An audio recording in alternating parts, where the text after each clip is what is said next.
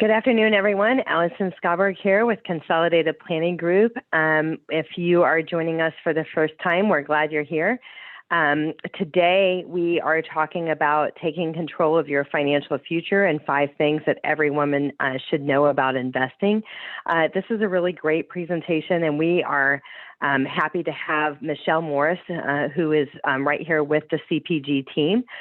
She's going to be doing this presentation today. As far as your cameras are concerned and your microphones, they're all muted. We can't see you. We can't hear you. Today's meeting is being recorded. We want this to be interactive. So as we're going through this meeting today, if you have questions, if you will just put those in the chat box, I will be reading those to Michelle, and together we'll be going through those questions and getting to just as many as possible. This meeting runs from 12 to 1. We will be finished by 1 o'clock for your planning purposes. So having said that, Michelle Morris, we're happy you're here, and we're excited for you to take it away. Thank you so much, Allison, and thank you everybody for being here today. Like she said, I can't see you. I wish I could, but it just takes up too much bandwidth. So today we're going to talk about different ways that you can take care of your financial future. One of the things that really drew me to becoming a financial planner is that my husband and I went through some financial trouble earlier in our lives. And I really wish that I had known the things then that I know now. So I'm making an effort to try and teach other people so that they might not get tangled up in the same sorts of situations that we did when we were young. For example, when my son was born, he was born early. He had to spend 10 days in the NICU, and it was just such a horrible time. And then my husband got laid off from his job, and everything just went crazy all at once. And I can't help but think, if we had started saving earlier, maybe we wouldn't have racked up all the crazy credit card debt that we did at that time. We had to rely on credit cards because we didn't think about our future and start saving. Happily now, that child is in college. He's doing great. He's going to college in Chicago for music.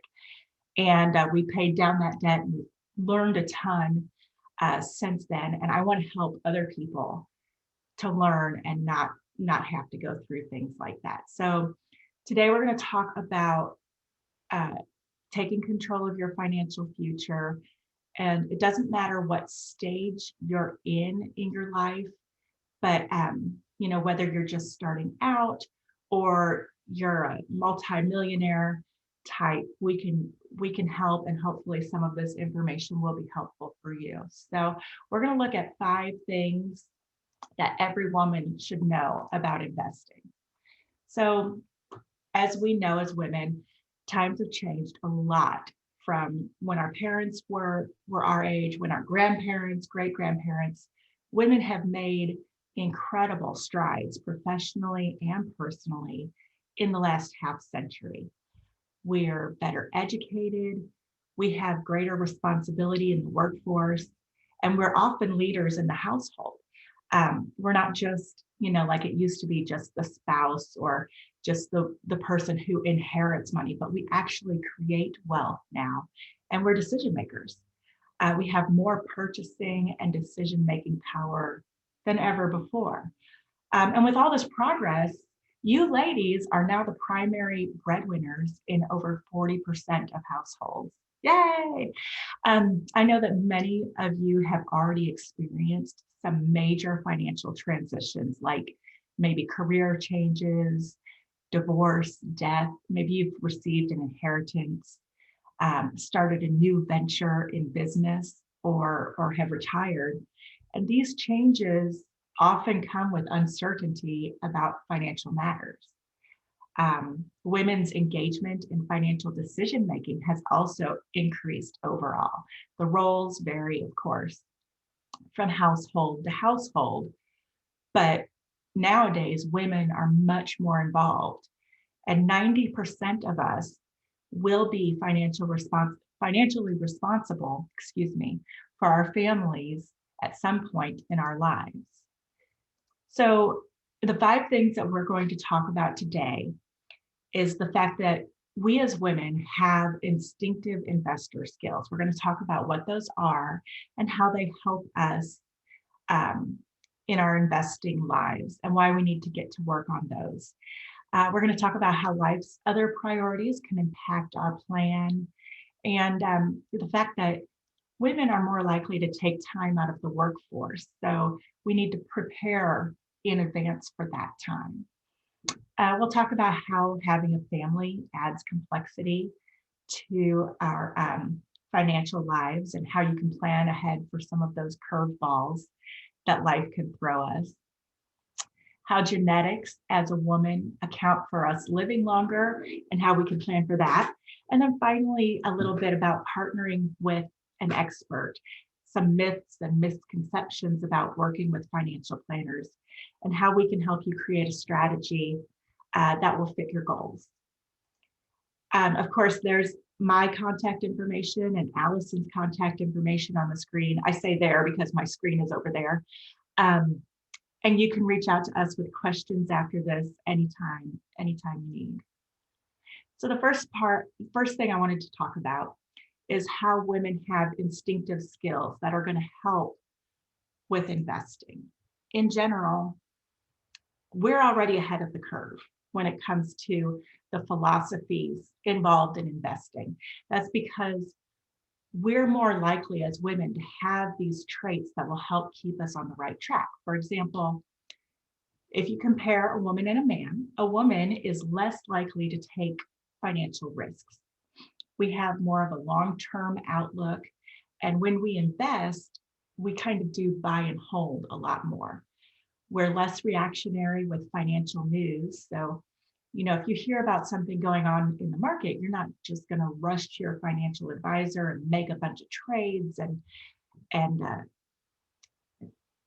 rush to do something drastic. It's positive because most investors are looking to reach long-term goals, not just win or lose based on the current market. Men are more competitive. So they're looking at accumulating more or coming in first or winning, like I just talked about. They focus more on goals.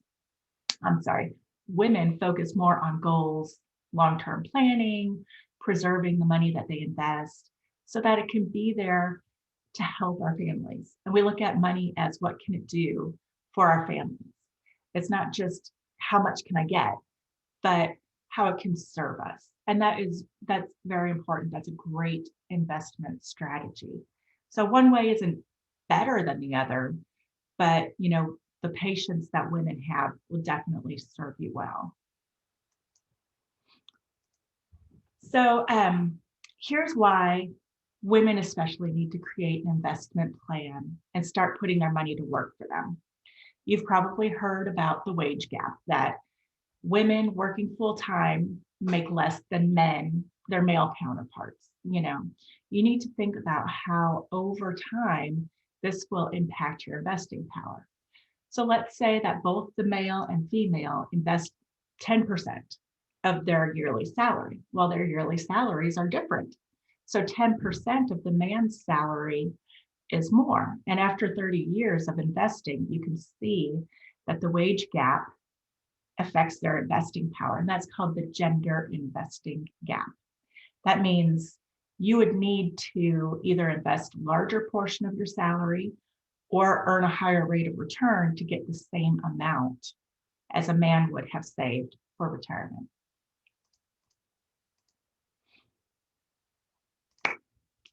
Now, you know that you have instinctive investor skills, and don't be afraid to dip your toe into that investment pool.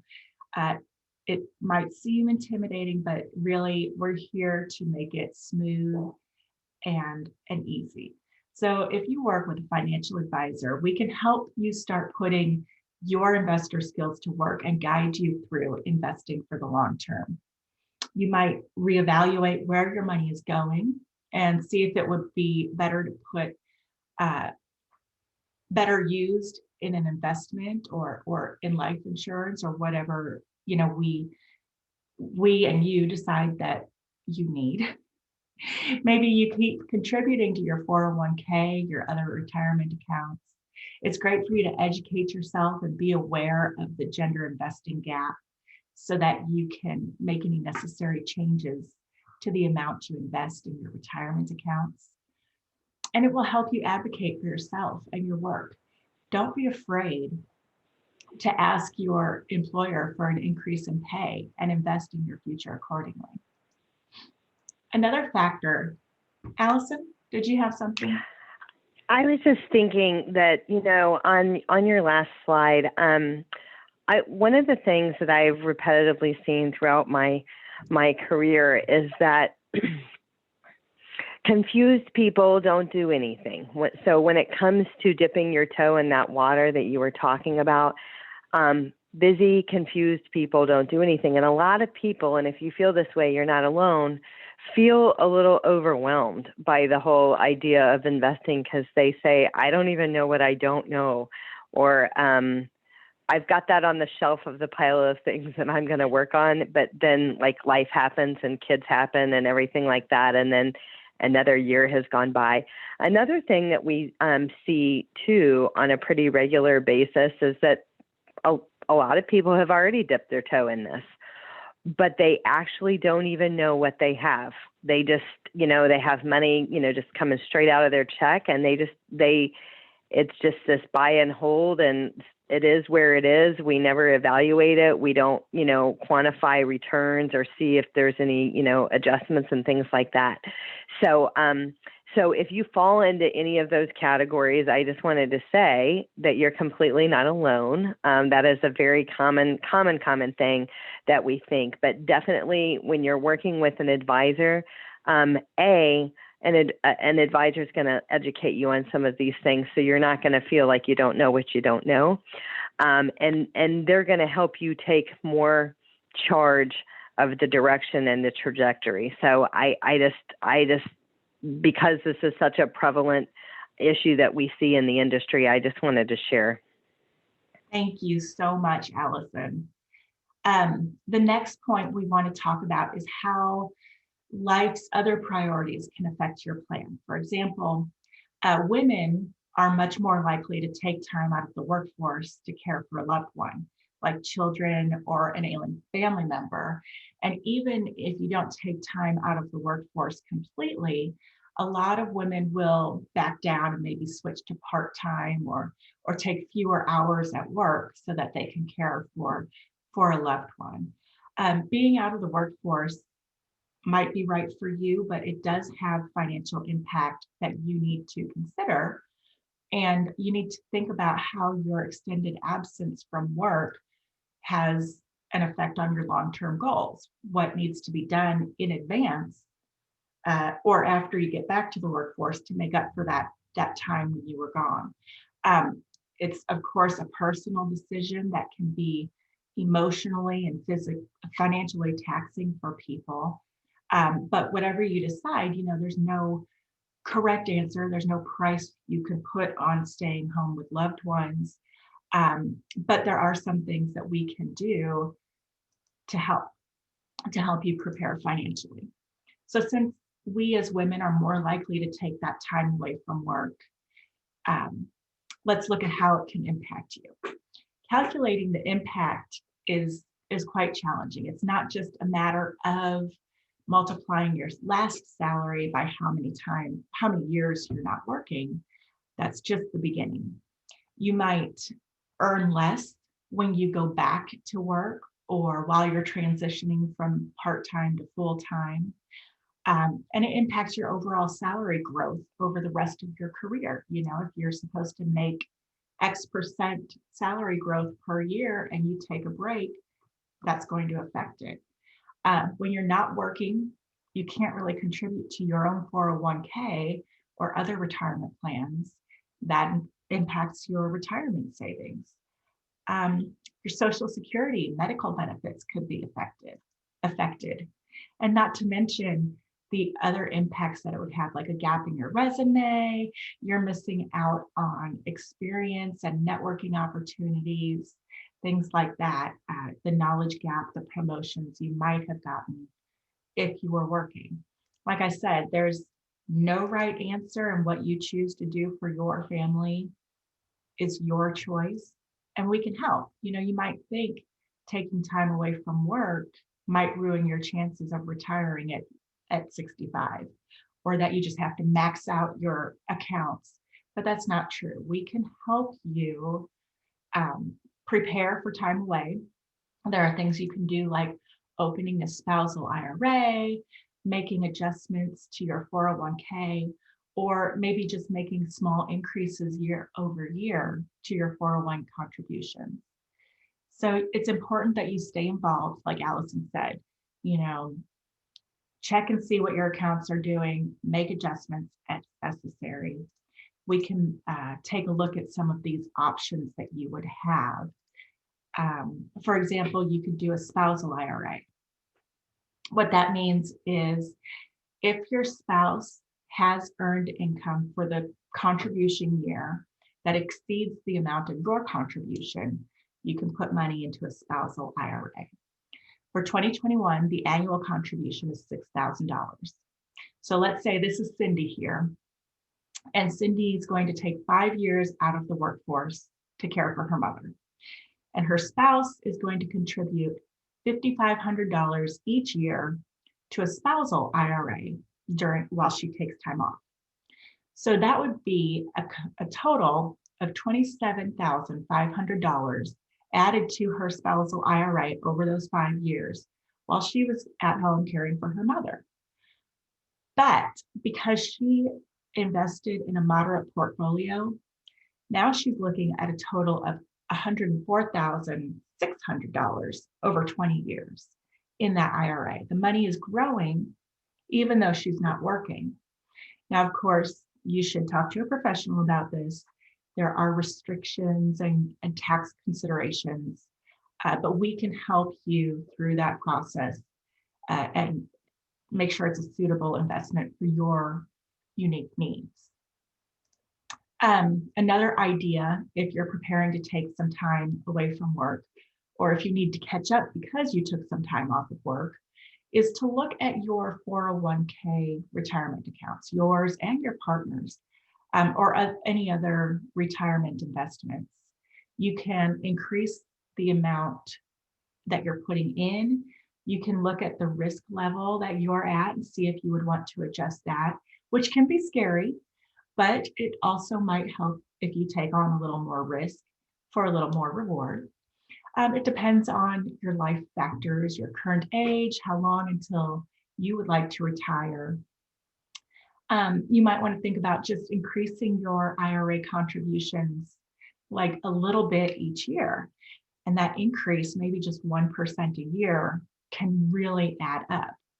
And then if you have salary increases on top of that, you might not even notice the extra that you put over to your 401k because it all kind of comes out in the wash, comes out even. So a little can go a long way when you're talking about investing over years and years. Allison, we're going to go on to the next, investing for your family and how that can add complexity. Do you have anything to say about the last few before we go on? No, I think the pro tip there is clearly if you get a raise. If you get a raise, that is like your sign. The moment you get notification that you're getting a raise and when it's taking place, that is your cue to go in and adjust your 401k contribution, because like she said, you're just not even going to miss it. You're not even going to miss it. And that's just an easy way to save a little bit more that is not taking too much skin off your back. Because sometimes these big adjustments, they hurt, right? But these are these little adjustments that you don't feel at all. And I think that is definitely the pro tip takeaway. Definitely. So the next section, investing for a family and how that changes things. When you're single, you set your own financial goals. You don't really have to worry about what another person thinks or wants, what their financial goals are. It's just you. But once you get married and start having a family, you're in a committed relationship, your goals become our goals and I becomes we. And that makes things a little bit more complex. Investing together is a smart strategy, and important, really important, that you understand each other's goals and fears regarding finances. Couples need to know about each other's investing styles and tendencies and their financial successes and failures. Don't be afraid to discuss those things with your partner. Is your partner a spender or a saver? In my relationship, one of us is a spender and loves to have 30 pairs of shoes in her closet, and the other one is a saver. And he prefers to have a very large savings account for a rainy day, which has really been helpful during COVID. But I would like more shopping, but we work together, we make it work for us.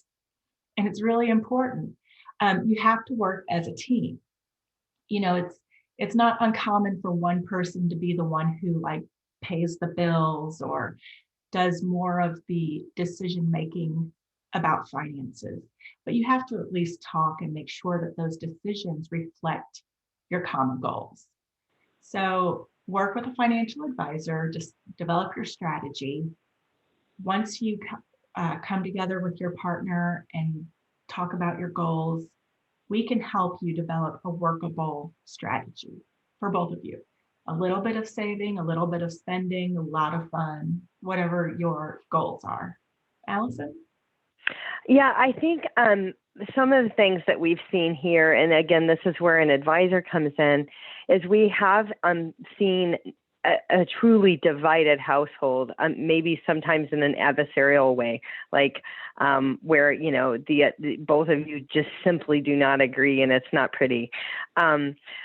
But where we come in, we're able to really, really find that common ground and kind of be, I hate to use the word a mediator, but the voice of reason of, let me show you why both of your opinions are extremely valid and extremely good, and let me show you how we can work this together, paying, in mind both of your valid opinions.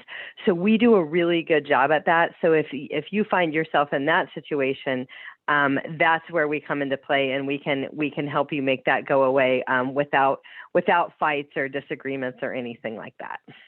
Exactly. Communication is key. And as Allison said earlier, you have to review your plan often, especially as things change, circumstances change. You have to make course corrections as you go. It's not just, going to work on autopilot. What if you have a child? This is a very important decision. It's a big what if. One of life's biggest is are you going to have children as a couple? So that has a big effect on your investment plans as well.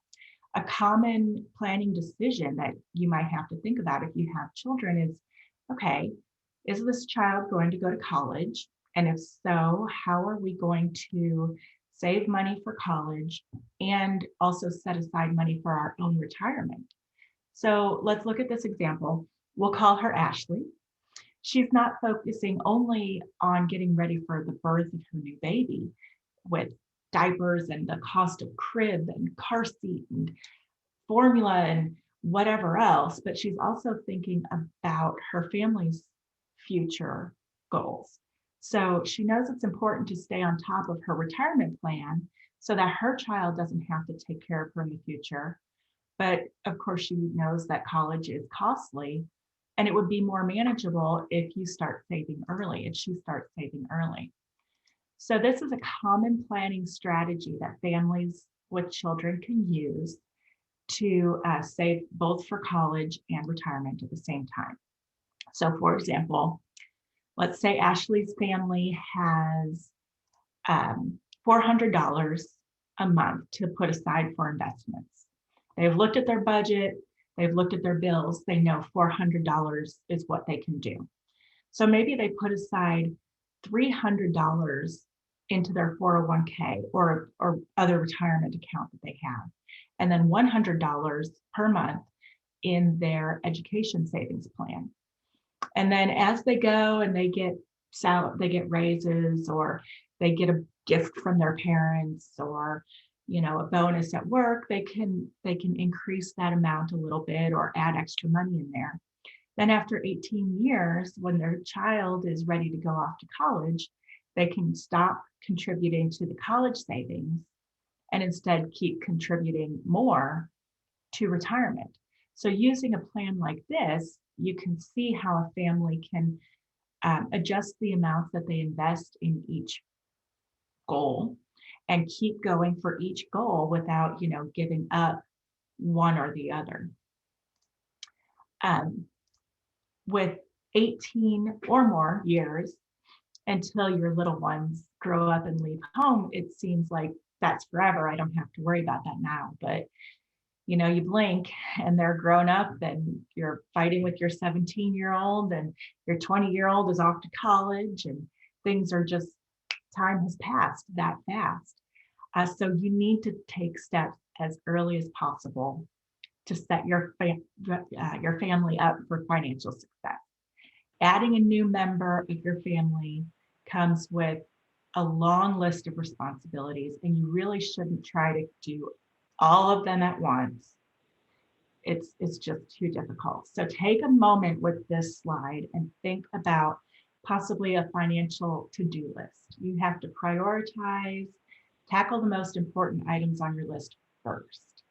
Allison, do we have? One thing I was going to mention when it comes to kids and college, sometimes people struggle on whether or not they should have a college plan for their child because maybe their kid isn't going to go to college. Maybe some kids don't go. I mean, it's college isn't always for every single, human being. And if we put money into a 529 and the child doesn't go to college, then we're penalized for taking it out. So one strategy that some people use is putting that money into an IRA, like a retirement account for yourself, because we know we're going to retire. We know we're going to spend 25 to 35 years in retirement, and we can take a distribution out of our IRAs for higher learning for our kids.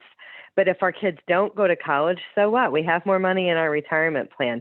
So there are some advanced strategies and some clever strategies that you can use when planning for college for your kid. And it doesn't always include a college plan. And furthermore, for families that may have college age kids, your money that sits in your IRAs and your 401ks and all that kind of stuff, qualified money, it doesn't count against the student on the FAFSA.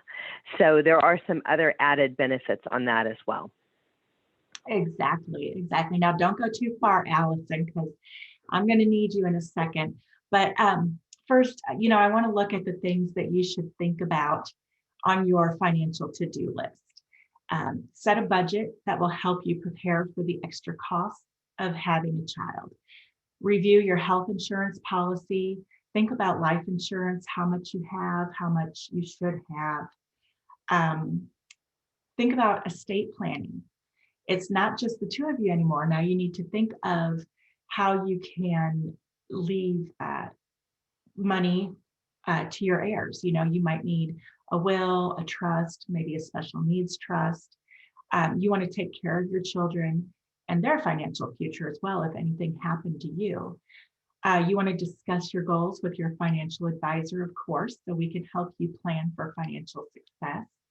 And finally, Allison, I would like you to talk about if they have a child with special needs, that adds another level of complexity and to financial planning. So since Allison is our expert on the team in special needs planning, I want you to shed some light on things to keep on the radar if special needs are a consideration for their family. I think the biggest thing, and we talk about this a lot in a lot of Zoom meetings on special needs topics. So if you haven't joined us before, we hope you will. And we do have a YouTube channel on that with past recordings and stuff like that.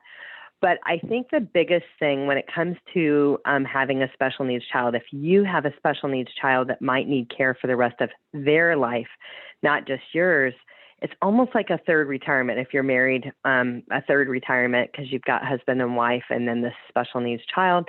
And so when we're planning for retirement, we're planning for 25 to 35 years in retirement. And it takes most people most of their life to save up that amount of money that they'll be okay for 25 to 35 years. But if we have a child that's going to need care for the rest of their life, then we've got to plan a little bit more strategically. And we may have to be a little bit more disciplined. We might need to save more money or save longer. And some of the ways, so we have some families that will cover the needs. Well, first of all, we identify what the need is. So we can help a family with a special needs child calculate the future care cost of what that child's care costs will be in the future. So we actually have an end game number that we're needing to get to.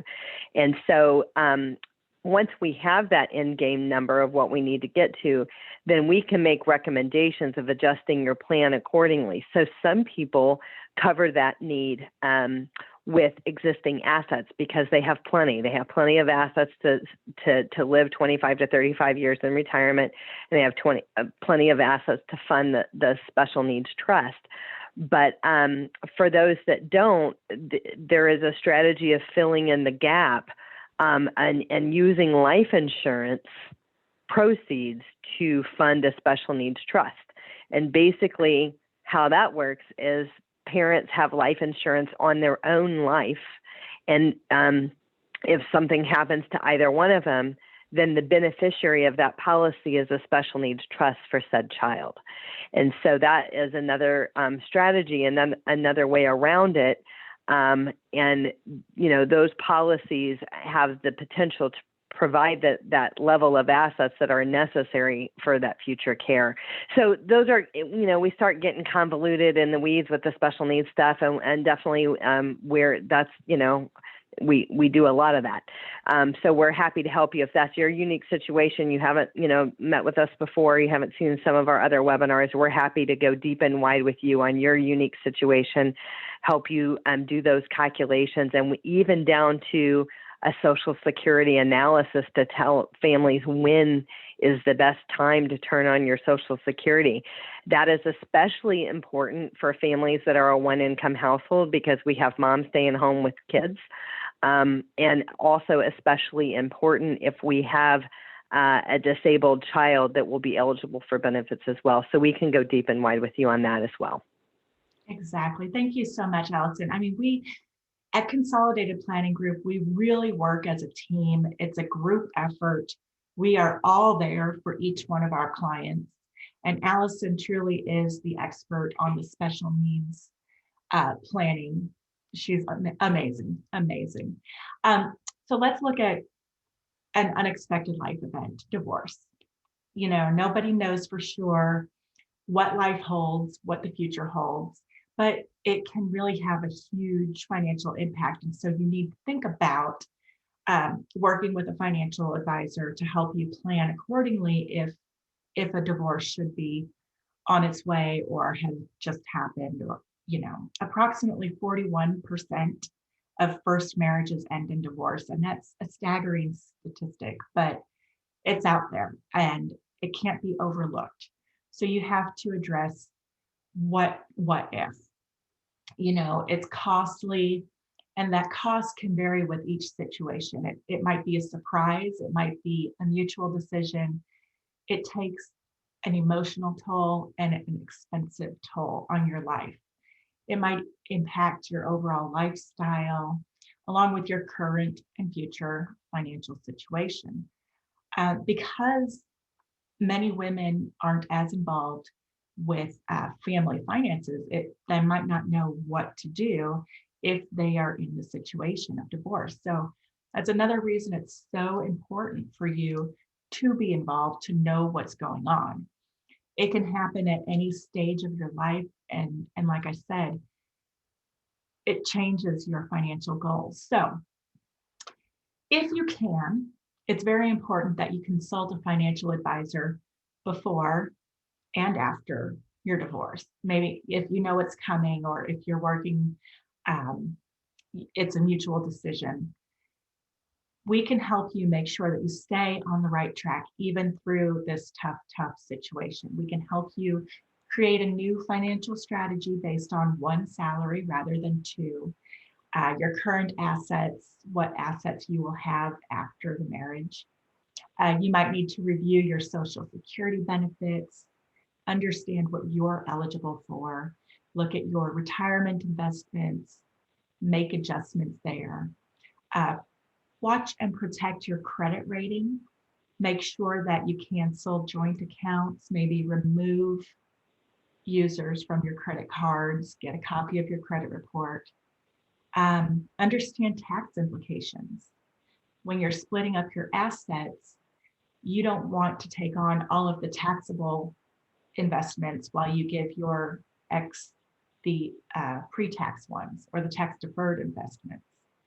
And update beneficiaries on your accounts. Make sure that the powers of attorney, the trustees that you have signed up, if any of those need to be changed, you get on that as well. So, Michelle, one thing, since we were talking about special needs a moment, I want to say is this is really especially important if you might be going down the divorce highway with special needs, and we hope you're not. We hope everybody here is not going there. Exactly. They haven't been there. They're not doing that. Exactly. But it is especially important if you're going down the highway of divorce for special needs, because how child support is paid can affect benefits for your special needs child in the future. So we can help you with that, help you navigate those waters.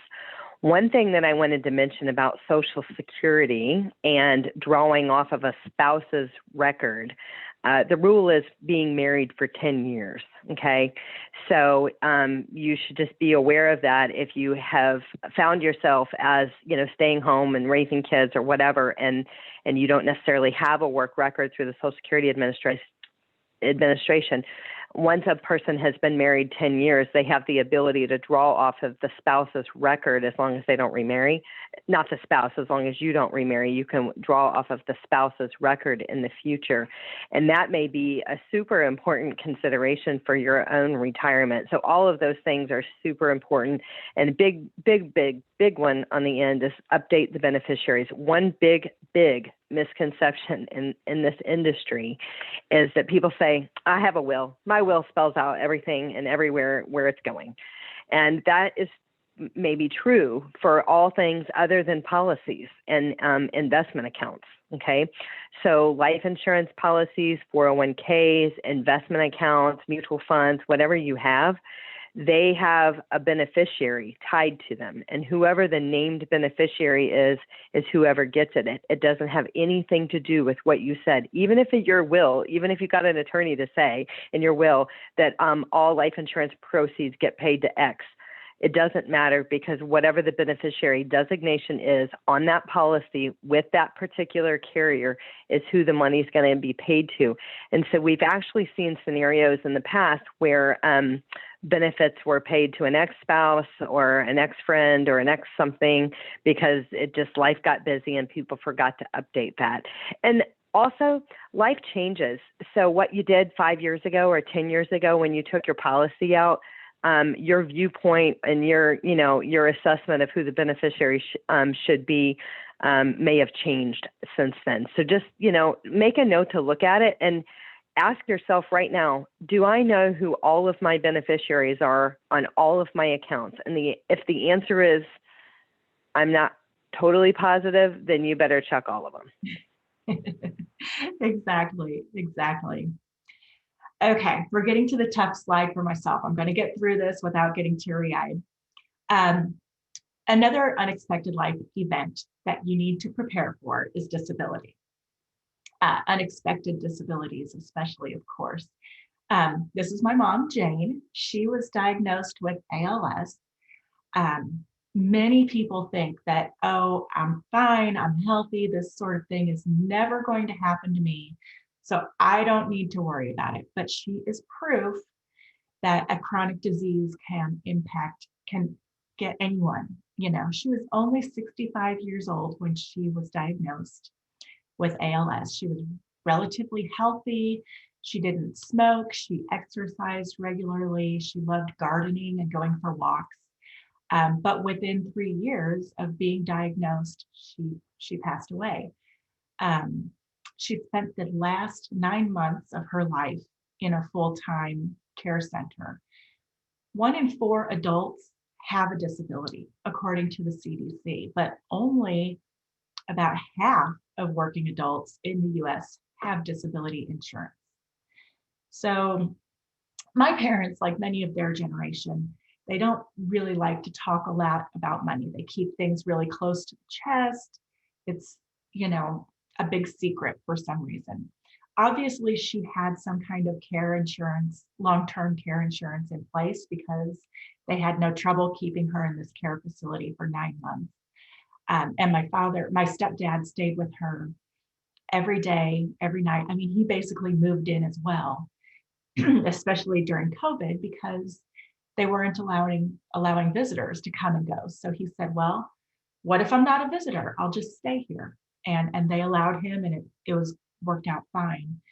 Um, I know that the ALS Foundation also helped a lot with the costs of her care and the supplies that she needed. But it just goes to show the importance of planning ahead for the unexpected and whatever curveballs life can throw at you.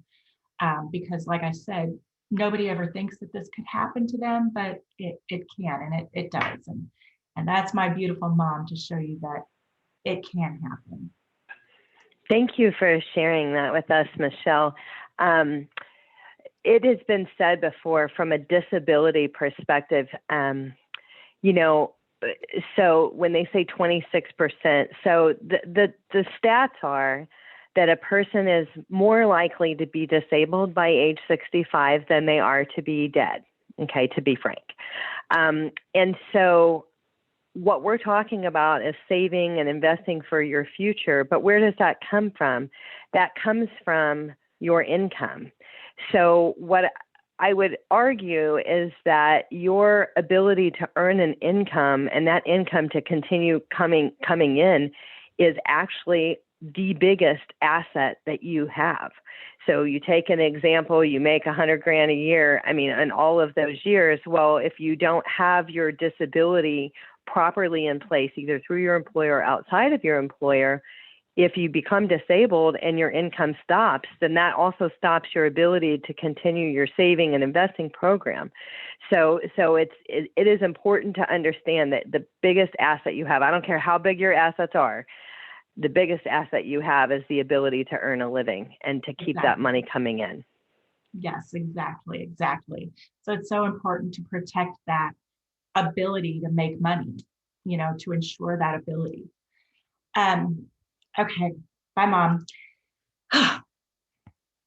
Women often live longer than men. And so let's talk about how genetics are in our favor in terms of living longer, but how, again, you have to plan for that financially. The average age of death for a male is 76, and for a female, it's 81. So that's about a 5-year difference. You might think a woman should just plan on living alone for about 5 years. But on average, women are typically younger than their husbands. So that's a little bit more time that they might have to spend by themselves. Let's look at an extreme example. There was a woman named Jeannie Calment, the oldest woman to ever live. She died when she was 122 years old. Her husband had died at the age of 73. And at that time, she was only 67. So Jeannie was a widow for the last 55 years of her life. I mean, the average is 7 years. That's a big, big difference. So that affects your retirement planning. You can expect as a woman to live about 16 years minimum. I mean, that's just a low average, right, Allison? After the age of 65. Allison always tells us to plan for 25 to 35 years after retirement. And men they don't live as long. I mean, it's just a known fact. So when you're planning for your retirement, you need to think about, where is the money going to come from? Approximately 9% on average of retirement income comes from your personal investment savings, bank accounts, stocks, bonds, mutual funds, things like that. About 18% comes from a pension or a company-sponsored 401k plan, something like that. And 30% comes from getting a part-time job or some earnings like that. The largest bucket of money when you retire is most likely going to be your Social Security. On average, it makes up 35% of your retirement income. One study has shown that 4 out of 10 women over the age of 65 who are living alone depend on Social Security for nearly all of their income. And, it's often Social Security just isn't enough. I mean, your average Social Security benefit is about $1,400, whereas your bills are about $3,800. So where's that going to come from? Michelle, this is an Yeah. example of not planning to fail, but failing to plan. And Exactly. so basically everybody on here has heard their whole life that Social Security is going to run out of money. And we don't know if that will be in our lifetime or if it won't. But, to me, I look at some of these Social Security money as grocery money and rambling money. Like you've got to have significant assets to be able to live comfortably. And the reality of the situation in the U.S., so these numbers are real numbers from the U.S., right? But the reality of the situation with seniors in the U.S. is many of them are on such a fixed income. You may have parents, you may have family members that are in this situation, that they literally are making decisions on a monthly basis on whether to eat or to get their medicine, or they're making having to make tough decisions, or other family members are offsetting them. So I think that the key is the decisions that you make now can make sure that isn't you in the future. And who knows? It's anybody's guess. We're certified Social Security advisors, and it's anybody's guess if and when that will ever run out of money or what they're going to do if they do. But I think planning on that as your premise for your future is definitely unwise. Exactly. Yeah.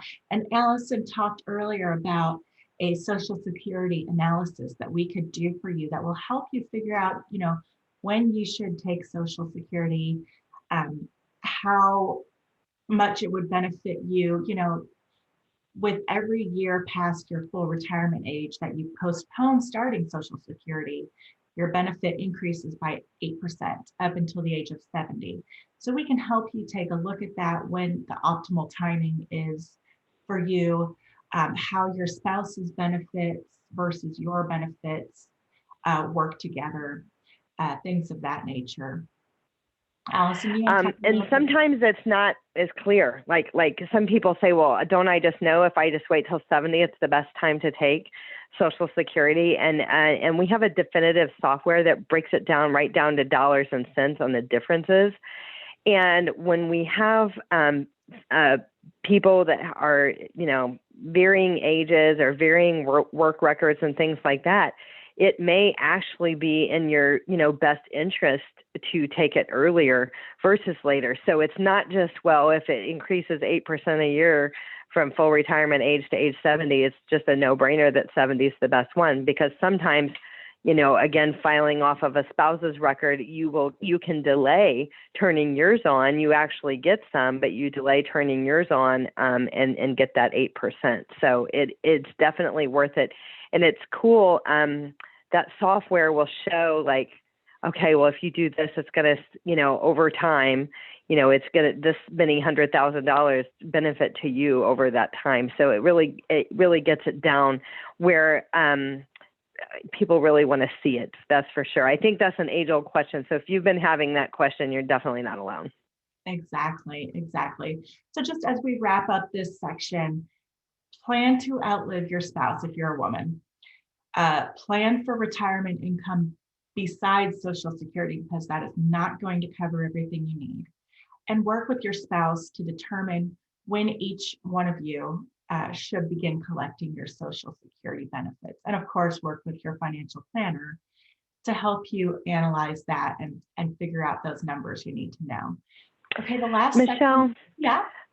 One other thing that I think is really, really important regarding the Social Security is if you are a state or federal employee and you don't pay in, there's some offsets and all kinds of other things that come into play for Social Security. So what you see on your statement is not what you get. And those calculations will be able to determine that. So there's like a windfall elimination is one thing, and then there's a GPO, the government pension offset, and those things are convoluted. So if you find yourself in that category and you start Googling it, it is so convoluted, but we can help you with that too. Good. There's just so much to know. Okay, so the last section we're going to talk about is how working with a financial advisor like us can help. And, where do you go from here now that you know all of this information? What you can do right now is prepare, plan, and partner with an expert. So let's look at some of the misconceptions of working with a financial planner. People think that you need to be wealthy to work with a financial advisor, and that is just not true at all. When you're planning for your financial future, it's less about how much money you currently have and more about your circumstances and the life transitions that you're experiencing. We are a holistic planning firm. We work as a team. We coordinate with each other to make sure that we take the time to help you grow your financial knowledge, your education, and your plan. The second misconception is that we're too expensive. But really, when you look at working with a financial advisor, it's far from being a financial burden. We outline a comprehensive financial plan for you that will actually help you save money in the long run.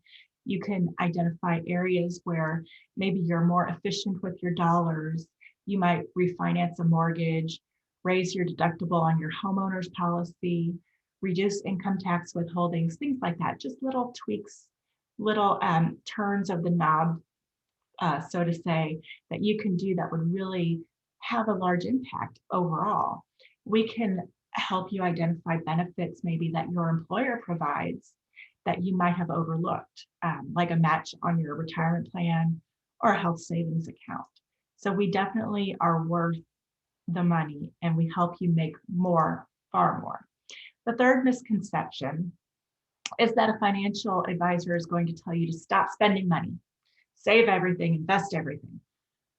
No. In reality, a financial advisor will help you figure out what you want to do with your money and work with you to devise a plan to help you get there.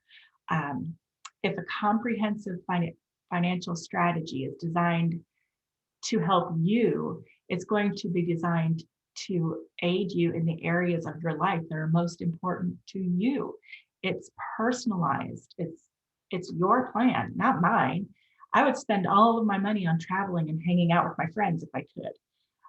But that might not be your goal. Maybe you want to save for college or spend more time with your family, or, buy that great big piece of land in the hill country and forget about ever having neighbors ever again. It's up to you and your plan. It's personalized anyway.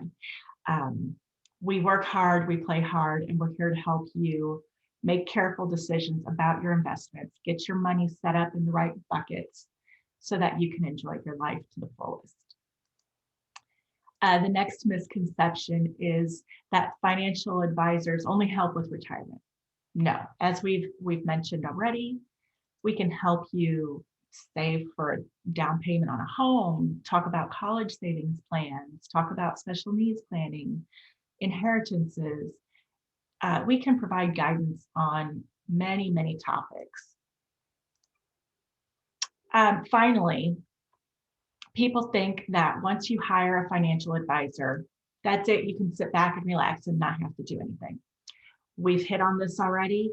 You need to be involved. You need to understand what is going on with your financial life. We tend to follow up with our clients at least once a year to kind of go through any changes in their lives, provide accountability, guide them through financial decision, answer questions, things like that, and just make sure that they are carefully considering what they're doing with their money. Again, like I said, at least once a year, but we're always here for questions and concerns that you might have. Finally, I just want to say that, we're financial advisors have the investment expertise to help you make up a comprehensive financial strategy. We'll work with you, we'll create a plan to your specific goals, communicate with you every step of the way. We can also help connect you with other professionals like lawyers, tax professionals, mortgage providers, things like that. And our knowledge of the market is here for you to answer your questions when you need help, educate you, and guide you. So again, today we've talked about 5 things that you need to know about investing, ways that we can help you. Right now, what you need to do is prepare, plan, and partner with a reliable expert who can help you through the financial planning. Again, here's our contact information. After this webinar, you'll get an email with a link to our calendar so that you can schedule your own free personalized financial consultation. And any questions you have, you can just reach out to us. So thank you so much for coming today. Thank you, Michelle, for being awesome. I'm motivated and I do this for a living. So I think that that's part of it. It's like the fact that you even joined today is part of motivation. It's part of the step in that right direction. So we're definitely really glad that you guys joined us today. Thank you for these words. It's kind of some of the things we know, some of the things we don't know. But what we know is of everything else, we just know that we do have to save for the future. And I think getting started is truly the key. So thank you again, Michelle, for this awesome information. Thank you, everybody, for joining us.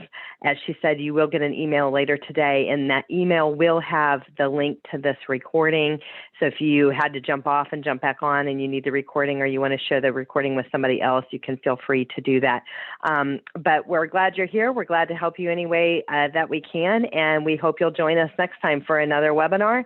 And you can check out our YouTube channel, Consolidated Planning Group YouTube. If you are a special needs family and you haven't joined that yet, we do have a lot of special needs planning topics out there that will be helpful to you in your journey. So thanks so much, everyone, and have a great afternoon. Thank you.